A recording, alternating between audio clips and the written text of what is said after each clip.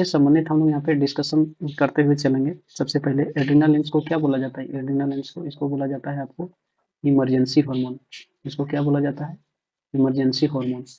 ये इमरजेंसी के समय रिलीज होता है, ये आपका इमरजेंसी के समय रिलीज होता है, इसलिए इसको इमरजेंसी हार्मोन बोला जाता है। इसको बोला जाता है लड़ो और उड़ो हार्मोन। इसको क्या बोला जाता है? लड़ो या उड़ो हार्मोन भी बोला जाता है इसको। इसका दूसरा नाम है, इसका तीसरा नाम क्या है? 3F hormone. इसको 3F हार्मोन भी बोला जाता है। इसको 3F हार्मोन भी बोला जाता है। यानी इन तीनों नामों में से कोई भी इसमें आपको पूछा जा सकता है। उसके बाद है आपको यहाँ पे क्या है? थायरोक्सिन। आप यहाँ पे देख सकते हैं, ये आपका है जो थायरोक्सिन हार्मोन। थायरोक्सिन, थायरोक्सिन जो हार्मोन होता है ये क्या होता है? ये कहाँ से रिलीज होता है आपका? थायरोक्सिन हार्मोन जो रहता है वो आपका थायराइड ग्लैंड से, थायराइड ग्लैंड से कहाँ से रिलीज होता है? थायराइड ग्लैंड से रिलीज होता है। ये इसकी अगर आपका थायरोक्सिन का कमी आपके शरीर में हो जाए तो आपके शरीर में कौन सा रोग हो जाएगा? घेंघा रोग। कौन सा रोग हो जाएगा? घेंघा रोग, जिसको इंग्लिश में क्या बोला जाता है? जिसको इंग्लिश में बोला जाता है ग्वाइटर। ग्वाइटर इसमें क्या होता है आपका? आपका जो है ये आपको मान लेते हैं गर्दन है, तो गर्दन में एक आपका एक सूजन टाइप का हो जाएगा, वही घेंघा रोग होता है। अब बात करते हैं यहाँ पे, ये आपका है इंसुलिन हार्मोन। अब आपका बात कर लेते हैं यहाँ पे इंसुलिन हार्मोन। इंसुलिन हार्मोन जो होता है वो कहाँ से रिलीज होता है? आपका इंसुलिन जो हार्मोन होता है, ये आपका जो इंसुलिन हार्मोन जो होता है वो रिलीज कहाँ से होता है आपका? ये होता है पेनक्रियाज से। कहाँ से होता है? पेनक्रियाज से रिलीज होता है आपका। उसके बाद ये क्या होता है? ये कहाँ से रिलीज होता है? ये पेनक्रियाज के, ये आपके जो पेनक्रियाज होता है, पेनक्रियाज से तो रिलीज होता ही, लेकिन ये पेनक्रियाज के पूछ लेता है कभी कभी डीप में, पेनक्रियाज के ये बीटा सेल से रिलीज होता है। कहाँ से रिलीज होता है? पेनक्रियाज के बीटा सेल से रिलीज होता है। तो आप देख सकते हैं। और एक बात है कि इंसुलिन का अगर हमारे शरीर में कमी हो जाता है तो उससे क्या प्रभाव पड़ेगा? इससे हमारे शरीर में मधुमेह नाम का बीमारी हो जाएगा। कौन सा बीमारी हो जाएगा? मधुमेह। इसको क्या बोला जाता है? डायबिटीज। डायबिटीज हो जाएगा।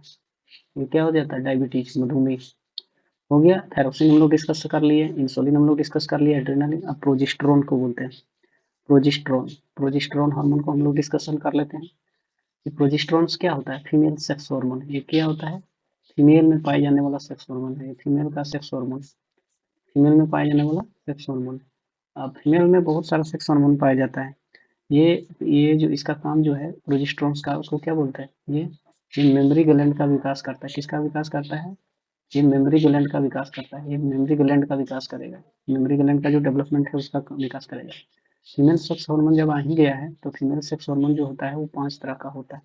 इसको हम लोग ट्रिक रखें। इप प्रो, इप प्रो, इप प्रो बोलता है दोस्त लोग, ये तो प्रो लेवल वाला है, प्रो लेवल का वर्जन का मोबाइल आया। तो ई से आपका क्या हो जाएगा? ई से आपका जो हो जाएगा, ई से आपका क्या हो जाएगा? ई से हो गया आपका एस्ट्रोजन। ई से आपका क्या हो गया? ई से हो जाएगा आपका एस्ट्रोजन। ई से आपका एस्ट्रोजन हो गया। ई से ही आपका क्या हो गया? प्रोजेस्टेरोन हो गया। प्रोजेस्टेरोन हो गया, इसे हो गया, ये प्रोजेस्टेरोन हो गया। फिर पी जो है इससे आपका क्या हो जाएगा? इससे आपका हो जाएगा प्रोलैक्टिन हो जाएगा। प्रोलैक्टिन हो जाएगा। आर से क्या हो जाएगा? रिलैक्सिन हो जाएगा। रिलैक्सिन हो जाएगा। ओ से क्या हो जाएगा? ऑक्सीटोसिन। ऑक्सीटोसिन। तो आप देख सकते हैं कहाँ से कहाँ चीजें लिंक हो रही है। आप पेशेंस के साथ सुनिएगा, यकीन मानिएगा आपको मजा आ जाएगा। अब इसका हम लोग काम पढ़ लेते हैं। एस्ट्रोजन, एस्ट्रोजन का काम क्या है? एस्ट्रोजन का जो मेन काम है ये आपका जो है वो मेंस्ट्रुअल साइकिल्स को कंट्रोल करता है, यानी कि मेनार्क और मेनोपॉज को कंट्रोल करता है। मेनार्क जो क्या होता है आपका? मेनार्क ये 12.5 साल में शुरू होता है, और मेनोपॉज जो होता है एएमसी हो गया, मेनार्क। और ये जो 45.5 और 45 प्लस माइनस 1, इतने साल के आसपास महिलाओं में मेनोपॉज हो जाता है। उसके बाद प्रोलैक्टिन, प्रोलैक्टिन क्या होता है कि मिल्क के सेक्रेशन में सहायक होता है। उसके बाद प्रोजेस्टेरोन, प्रोजेस्टेरोन क्या होता है? प्रोजेस्टेरोन अभी हम बता ही दिए हैं। प्रोजेस्टेरोन मेमोरी ग्लैंड का विकास करता है। उसके बाद रिलैक्सिन, रिलैक्सिन क्या करता है? रिलैक्सिन हार्मोन जो कोई भी महिला प्रेग्नेंट होती है, जो कोई भी महिला प्रेग्नेंट होती है तो प्रेगनेंसी के समय, बच्चा डिलीवरी के समय जो लेबर पेन होता है तो उस पेन को कम करने में मदद करता है हमारा रिलैक्सिन हार्मोन। तो आप उम्मीद कर सकते हैं कि एक फैक्ट से आपको कितना चीज कवर हो रहा है। आप नंबर ऑफ क्वेश्चन मत गिनिएगा, आप कंटेंट देखिएगा। चलते हैं हम लोग नेक्स्ट क्वेश्चन में। आपका जो यहाँ पे नेक्स्ट जो क्वेश्चन है आप यहाँ पे देख सकते हैं, यहाँ के इन व्हाट फॉर्म ऑफ कार्बोहाइड्रेट, यहाँ पे आप देख सकते हैं कि यहाँ पे लिखा हुआ है in what form of carbohydrate एक सेकेंड, हाँ, in what form of, in which, ठीक है हम लोग कर लेते हैं, in which form, sorry, in what form of carbohydrate are stored in plant. तो किस फॉर्म में स्टोर होता है प्लांट में, ये स्टार्च के रूप में स्टोर होता है। आप सभी जानते हैं कि ये स्टार्च के रूप में स्टोर होता है, किसमें, इन what form of carbohydrate, carbohydrate जो होता है वो पौधों में स्टार्च के रूप में रिलीज होता है, सॉरी स्टोर होता है। तो ये जो चीजें हैं आपका, ये जो चीजें हैं आपका, ये जो चीजें हैं आपका, आप देख सकते हैं किस तरह से रिलेटेड है। अभी हम लोग एक्सप्लेन करने जा रहे हैं इससे संबंधित फैक्ट, जिस तरह पिछला क्वेश्चन में हम लोग डिस्कशन किए थे। अब हम लोग यहाँ पे देख रहे हैं कि हम लोग यहाँ से देखते हैं, चलिए हम लोग नेक्स्ट स्लाइड ले लेते हैं, उसमें अच्छी तरह से समझेंगे। हम लोग थोड़ा सा अच्छी तरह से समझने के लिए हम लोग ब्लैक स्लाइड ले लिए हैं, ठीक है। अब यहाँ पे देखेंगे हम लोग, मेनली क्या होता है ना कि आपका जो मेनली होता क्या है कि आपका जो प्लांट होता है, आपका जो प्लांट होता है, प्लांट, प्लांट में आपका क्या होता है कि भोजन का जो संग्रह होता है, प्लांट में जो आपका भोजन का संग्रह होता है वो किस रूप में होता है, ये भी हम लोग पढ़े, स्टार्च के रूप में होता है। किसके रूप में होता है, स्टार्च के रूप में होता है।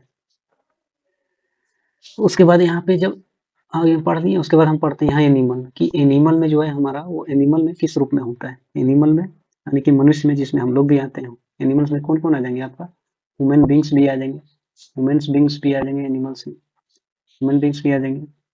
तो ये यहाँ पे जो हमें इस सब में होता है, एनर्जी का जो स्टोरेज होता है, इसमें जो आपका एनर्जी का जो स्टोरेज होता है, एनर्जी का जो स्टोरेज होगा, एनर्जी का जो स्टोरेज होगा वो किसके रूप में हो जाएगा, वो आपका ग्लाइकोजन के रूप में हो जाएगा। किसके रूप में हो जाएगा, ग्लाइकोजन के रूप में। हमारा पौधों में किस रूप में हो रहा है, स्टार्च के रूप में हो रहा है। और हमारा जो ये ह्यूमन बॉडी हो या प्लांट हो गया, एनिमल्स हो गया, उसमें किस रूप में होता है, ग्लाइकोजन के रूप में होता है।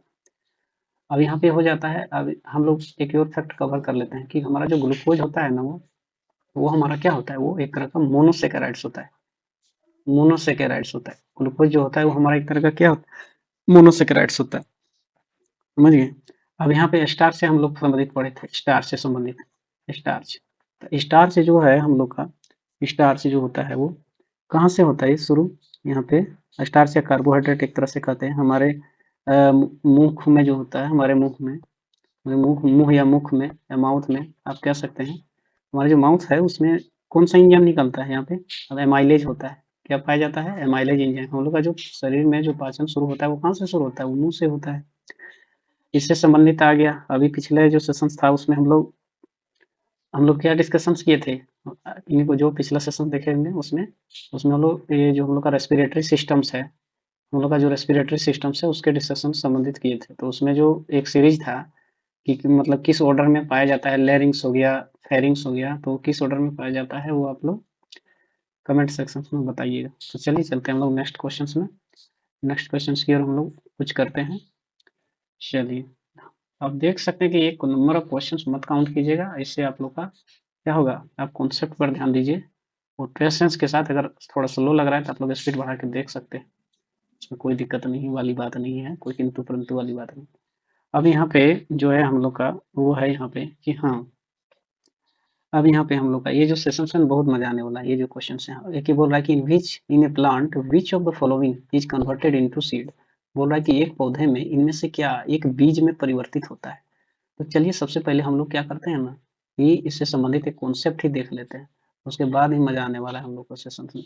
हम यहाँ पे देख सकते हैं कि हमारा जो फ्लावर होता है ना, यहाँ पे हम लोग फ्लावर्स का एक स्ट्रक्चर बनाने जा रहे हैं। यहाँ पे एक रफ स्ट्रक्चर होगा, यहाँ पे सॉरी, यहाँ पे एक फ्लावर जो है ना उसका एक रफ स्ट्रक्चर होगा आपका, ठीक है। ये आपका हो गया फ्लावर का एक तरह से रफ स्ट्रक्चर है। इस रफ स्ट्रक्चर के माध्यम से आप लोग को सारी चीजें समझ में आ जाएगी, सारी जो चीजें हैं वो समझ में आ जाएगी कि किसको क्या बोला जाता है।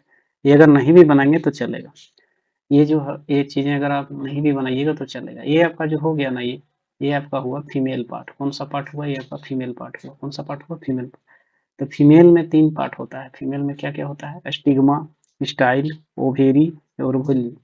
यहाँ पे हम दिखाते हुए चलेंगे। ये हो गया स्टिग्मा। स्टिग्मा में इंग्लिश मतलब कलंक भी होता है, स्टिग्मा हो गया, इसके बीच वाले पार्ट को क्या बोला जाता है, स्टाइल। और ऊपर वाला जो भाग है, ये पूरा वाला जो भाग है, इसको क्या बोला जाता है, ओवेरी। ये हो गया ओवेरी।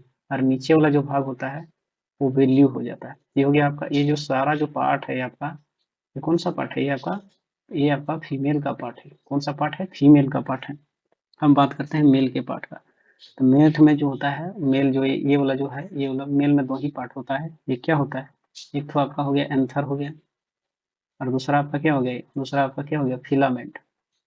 दूसरा आपका क्या हो गया, फिलामेंट। एक एंथर हो गया, फिलामेंट। ये आपका कौन सा पार्ट हो गया, ये आपका मेल वाला पार्ट हो गया।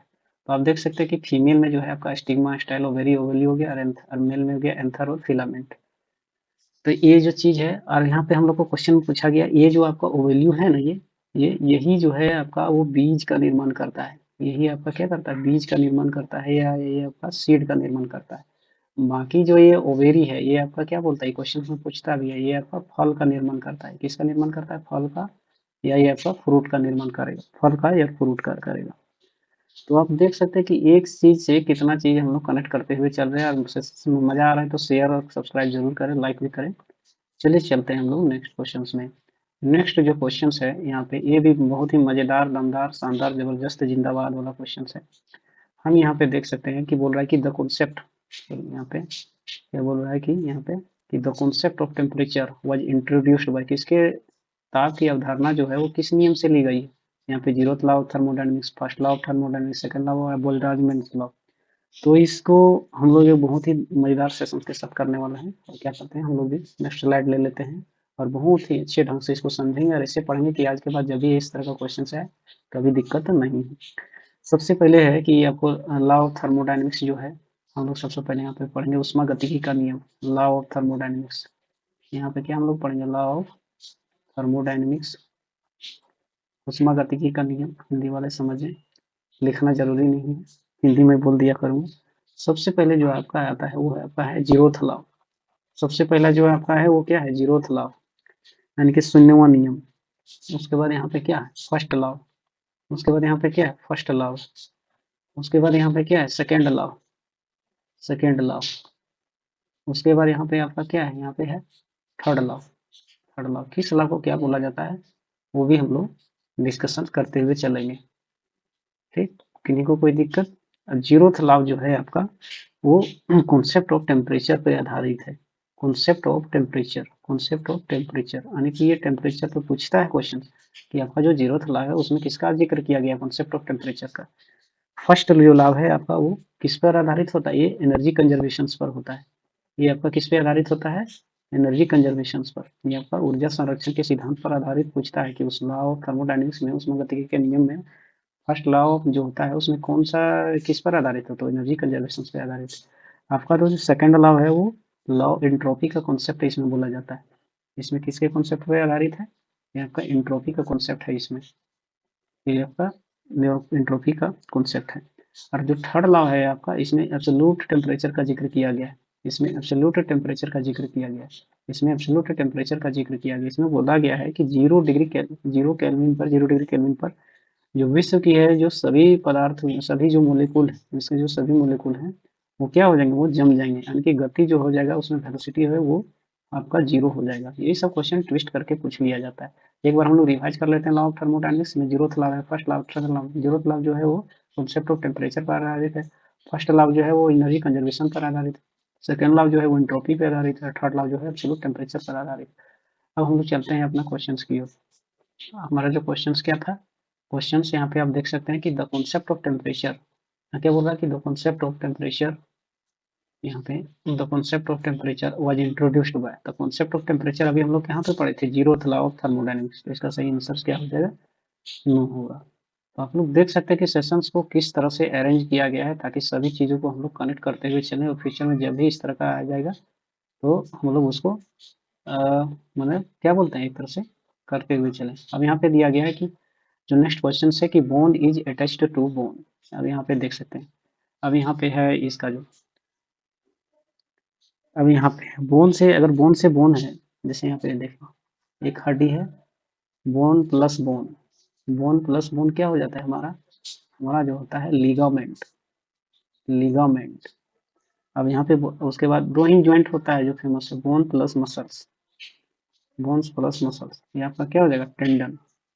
क्या हो जाएगा, tendon. Bones plus bone, ligament, और ये क्या हो गया, टेंडन। तो यहाँ पे क्या होगा, bone is attached to bone by, क्या हो जाएगा ये, लिगामेंट के द्वारा यार। तो आप देख सकते हैं। तो हम लोग आज का सेशंस प्रोबेबली मैं देख लेता हूँ, एक सेकेंड्स, शायद पावर नहीं है। ठीक है, आज का सेशन में हम लोग यहीं तक रखते हैं, बचा हुआ जो सेशंस है छोटी छोटी सेशंस, बस आप लोग अपना प्यार देते रहिएगा, उसके बाद लंबा मैराथन सेशंस आएगा। चलिए चलते हैं, अगला वीडियो में हम लोग मिलते हैं। अगर चैनल में पहली बार आए हैं तो सब्सक्राइब जरूर करें।